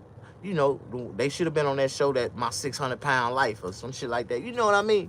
Like, ain't nothing wrong with having a good pen pal that's going to take care of you, buy you a nice Christmas package every year. And I had 4 or 5 of them, pen pal pimping, my nigga. That's one thing about it, nigga. Shit, one thing about it, nigga, boy, I am a dangerous nigga. I don't give a fuck where you put me at, nigga. And if you put me around any females, black, white, Asian, persuasion, I wouldn't give a fuck. I'm finna fuck. I'm fucking. I don't know about the rest of them, but I'm gonna fuck. And I'm finna get the bitch to violate. She finna bring me some cigarettes. She gonna bring me some weed and some alcohol in the penitentiary. I am a breach of security. I am known for catching a bitch in the penitentiary. I'ma catch me one. I don't know about the rest of them. How y'all doing? Push that like button. My name's Snag. If you don't know me, you just now meeting me. You just now getting to know me, right? I'm a young black man in America that's struggling like a motherfucker. I'm struggling with my identity. I'm struggling with responsibility. I'm running from everything right now. I don't know what the fuck is going on. I'm crazy as hell. I don't get a check. Somebody said I need one. I wish I could get one. I just go home and collect my check every month. I'll be waiting on what? The first of the month. Wake up, wake up, wake up. Yeah, I'll be waiting on the first of the month. How you doing? Push that like button. Don't nobody like me. They say I talk too much shit. I be all over the place. I take niggas to London, China, Arizona, California, Mississippi, Florida, New York. Boy, I take you everywhere. Then bring you right back down, right back to Southern California, where I reside. I love California. I, I, I, I, I, I, I, I, I. I love California. And California is the only state in America, the best place in the world to live, that, you know, you get out of 365 days, you get 345 days of pure sunshine. It never rains in Southern California. It never rains in Southern California. Yeah, y'all don't know nothing about that type of shit. Boy, it is so beautiful out here. It is so lovely.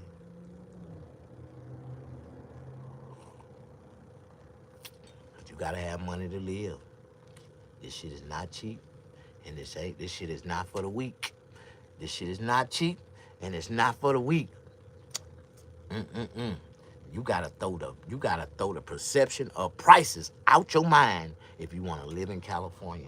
It is what it is. You gotta pay to play, and if you don't pay to play, you ain't gonna live in California. So whatever you do, you gotta really make it. And I tell a lot of people, and a lot of people don't like when I say this, but if you're not making by yourself, if you're a single person, if you're not making over $5,000 a month by yourself, you are not living in California. You ain't living. You're trying to live. 5,000 is a small number. In reality, it's 10,000. If you're not making $10,000 a month, even if you and your couple, if you and your girl together ain't making $10,000 a month, you are not living in California. You're trying to live. You're trying to keep up. And eventually you ain't going to be able to, because it takes money to live. And if you ain't got none, you run out. You can't afford it. You ain't got it. That's the reason why you can't afford it, because you ain't got it. You ain't making enough. You won't be able to live here in California. You know, a lot of people don't understand that. They try to. They try to fight it. They try to fight it. Yeah. You know, and if I was really living by the system of life, I wouldn't be able to live in California. I wouldn't be able to survive, be here. I wouldn't. I couldn't afford it. Wouldn't be able to feed myself, none of that stuff. Like, but the opportunity is so plentiful in California. Even if you just walk around and pick up cans, you can make more money than going and get a 9-to-5 job. If you walked around and did yards, you would make more money than the average person making a 9-to-5. There's so much opportunity in California. You can sell shirts, you can sell flowers, you can sell oranges, you can sell bananas. It is so much opportunity in California. You would not be able to do this nowhere else in the world, because there's no opportunity like this in the world. Like, people don't understand. People really don't understand. How y'all doing? Push that like button. They won't allow you to make or have the opportunities that California will allow you to have, because California ain't dictated or ran by one race of people. It's ran by multiple races of people. And it's, you know, it's an even bar, spread it out Even though the friction is against the grain on everywhere we go, it's still an even bar of opportunity for everybody that want to make it. That's only while cash still lasts. I keep trying to tell y'all, they finna eliminate the dollar bill. People thinking, oh man, they gonna eliminate. No, the nigga, they finna eliminate the circulation of the dollar bill. Like, and once they do, America, man, everything that's in it will be categorized, you will be in the bracket that you in. Everything is finna go digital. And if you ain't able to produce a digital currency, then you ain't gonna be able to survive. I'ma still be able to produce digital currency. My business will still grow. Matter of fact, it will grow more digitally than it would physically. If they eliminate the dollar bill and make everything digital, man, I'll blow up so goddamn hard. I would blow up so goddamn hard. Like, niggas wouldn't even understand. A lot of people think it's a bad thing, but sometimes what we think is bad for us in our life actually becomes something good for us later on. Like Donald Trump. Everybody thought Donald Trump was a bad man. If he get elected, our democracy is out the window. Our country gonna be destroyed the next week. A month after the election, we still here. Matter of fact, people still doing the same damn thing. But why did they go back to Trump? That's the question you gotta ask yourself. There was nobody else that could have stepped up to the plate. The question is, who's next? Who's next? Who would the Democrats find to make likable, acceptable, popular amongst the American people to be next? The Democrats don't have nobody. The Republicans don't have nobody. Because if they did, they would have stepped up to the plate and ran out. But who's next is the question. They say that Donald Trump will be our last Republic president. The president of the Republic. Like, I think, and I believe, I think Elon Musk will be the next president. Elon Musk is merging himself to align with politics. So in the next 4 years, he will have enough government knowledge, government understanding to be able to run for presidency. And he got the money to put behind himself. He can put $5 billion of his own money behind himself and outbeat anybody in America with political ads, with domination. The next celebrities, the next prezzies. No. We can already see who's gonna be next.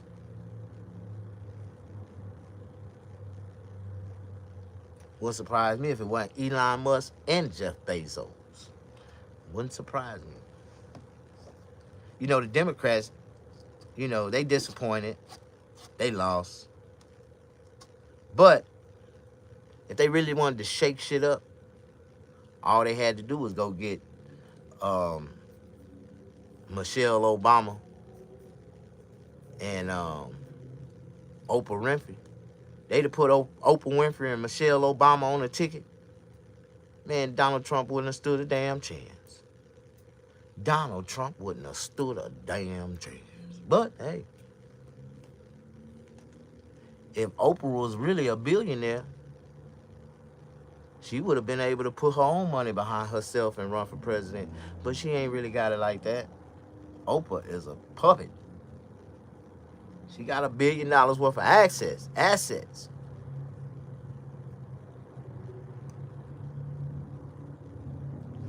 Man, these people just let these people just take complete control over them, and they don't give a fuck. Like, yes, sir. No, sir. Yes, ma'am. No, ma'am. We already know Oprah was a slave a third generational slave way back in the days, nigga, when she made Roots and when she made Living Color, the original In Living Color. No, what was that? The Color Purple. Yeah, she was in Living Color too, but the Color Purple. She was black as the color purple.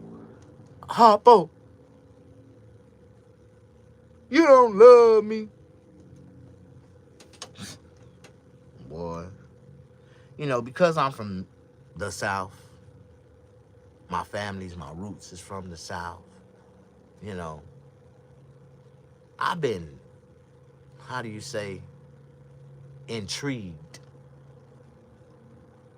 by Southerners all my life. I'd be like, why y'all talk like that? Why y'all talk like slow? That's the way they talk. And it'd be like the people from the West Coast, California, the city, they be, why you talk so fast? You talk too fast. I don't understand you. Nah, bitch, you need to speed your hearing up.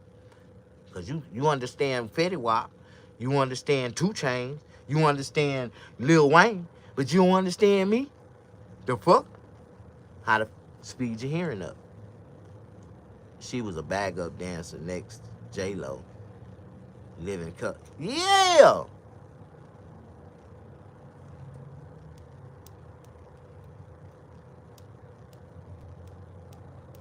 What's up, y'all? Push that like button, man. My audience is disappearing. I had like 65 people in the feed. Now I only got 5, but I do got 13 likes. But push that like button and show me some love. If you can. I'm just a real nigga. You see what I'm doing? Sitting here smoking Newports, talking shit. Lost in my day. What time is it? It is 8:30. I got to get up and do something with my life. Black Friday, everybody.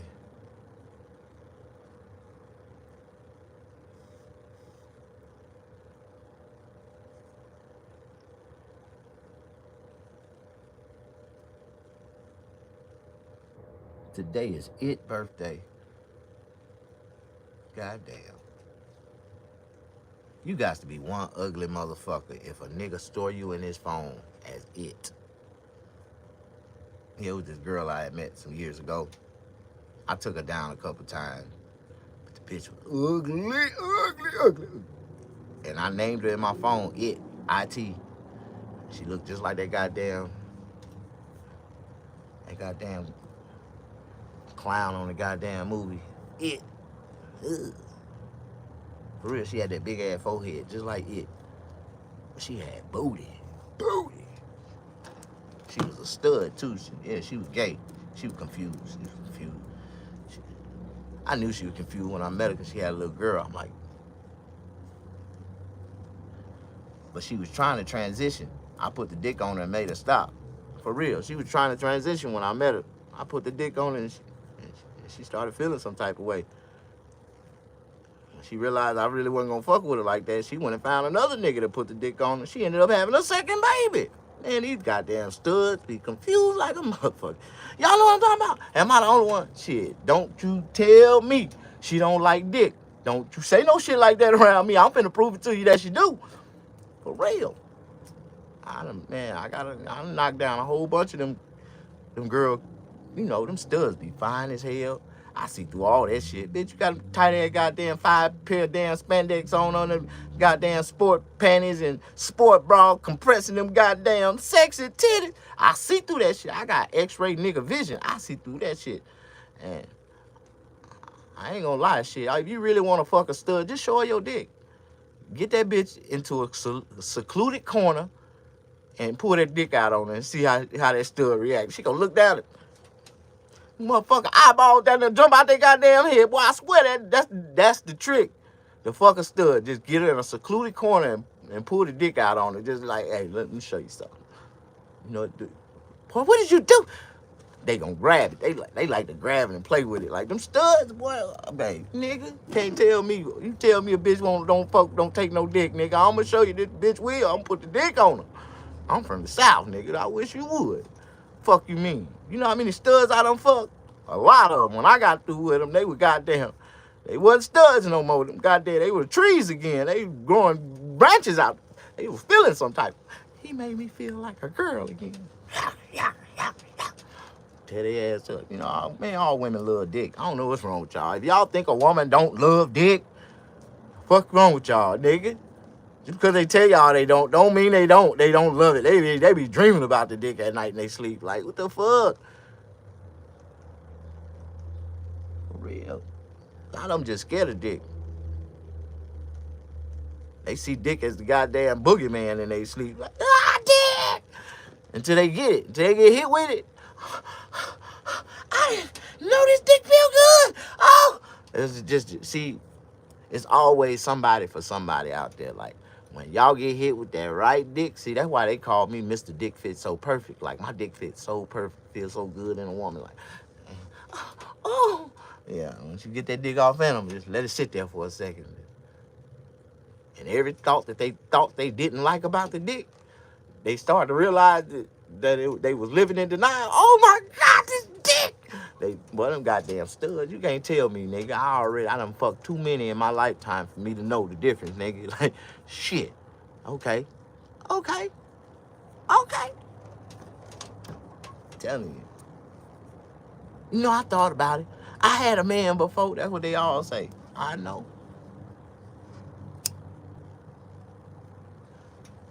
Tell you.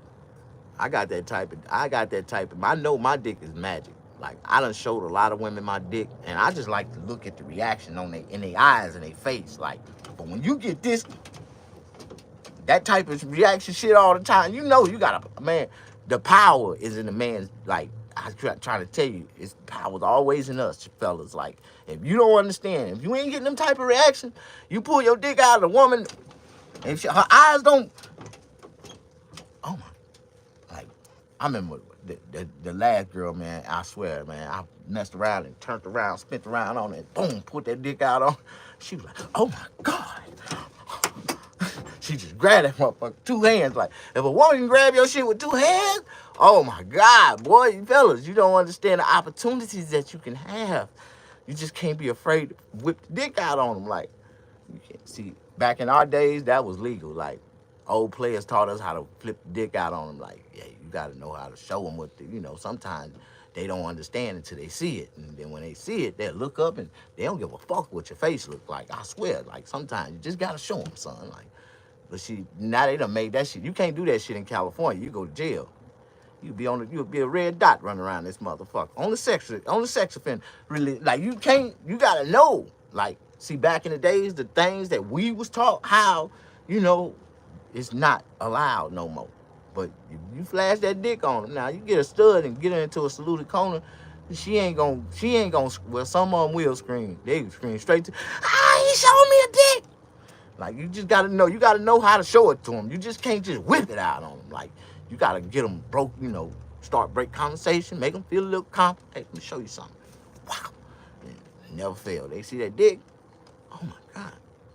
See, it ain't that bad, ain't it? It don't even look that bad. And see, boy, why you keep doing it? See, all girls are girls in the inside somewhere. You just gotta know how to find it. See, I know how to find a girl. Even when they can't find themselves, I know how to find a girl. For real. I don't know about the rest. That's why they call me Snaggerpuss. Like, you can't put no bitch around me and think I ain't gonna fuck her. I'm finna fuck. Shit. Half the time, I don't even be trying to. They fuck me. But at the same time, you know what I mean? No, you don't know. You don't understand. You ain't got that aura. You ain't blessed with the gift like me. You couldn't, they can't put you in a room full of girls and you just sit on the middle of the floor and 10 minutes later, all the girls just crawling all over you. You just can't, you ain't got it like me. God didn't make you. I know he didn't make you like me. Like, it's cool. So a lot of people ain't like me. And a lot of people don't like me because I am like I am. And I got that aura that they wish they had. Like, they be like, damn. I wish I could have her. I tell every man, every person in the world, anytime you see a person that's super attractive to you and you be like, oh, that's a bad bitch. There's a real nigga somewhere in the world that's saying about that same bad bitch you looking at, oh, that bad bitch, this bad bitch, she bad bitch. Man, that bitch ain't shit. A real nigga somewhere in the world saying, man, that bitch ain't shit. And that's some real shit. Like, y'all might be. Am I the only one? I be hitting y'all with too much. I know I did. I've been on here for 110 minutes. I don't know how long 110 minutes is, but I've been on here for 110 minutes and 90 seconds. No, and 9 seconds. I think I'm about to let y'all go. I think I done said enough for now. But I am gonna come back and we gonna do another 420 session. Look at this shit right here. This that shit you dream about. Yeah. Look at that. It's on the spedal.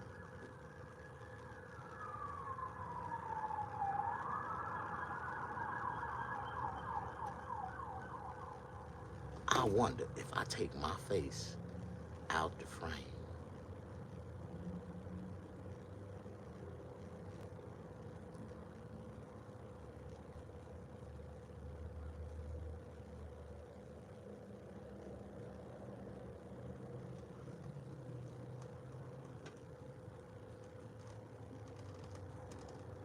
Oh, maybe that's my problem.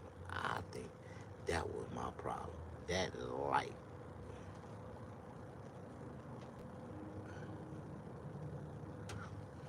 All right. I'm about to let y'all go. I ain't shit.